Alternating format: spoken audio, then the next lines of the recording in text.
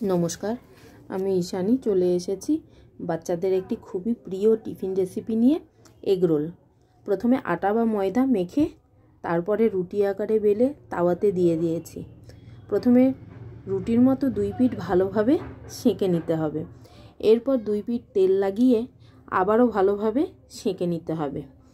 এরপর এক পাশে একটি ডিম ভেঙে, এখানে একটি বা দুটি আপনার পছন্দ অনুযায়ী ডিম দিতে পারেন। আমি একটি ডিম দিয়ে বানিয়েছি। এখানে একটি ডিম ভালোভাবে একটু নুন দিয়ে ভালোভাবে মিশিয়ে নিয়েছি এবং ডিমটি ভালোভাবে ভেজে নিয়েছি রুটির সঙ্গে।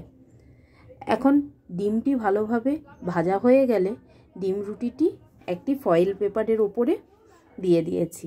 এরপর আগের থেকে কেটে রেখেছিলাম শসা, কাঁচা পেঁয়াজ, কাঁচা লঙ্কা এবং যদি ইচ্ছে হয় আপনি ধনেপাতাও দিতে পারেন।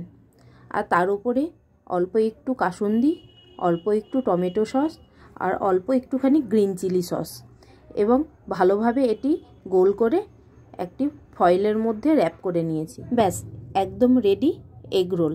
এভাবে আপনি বাচ্চাদের টিফিনেও দিতে পারেন।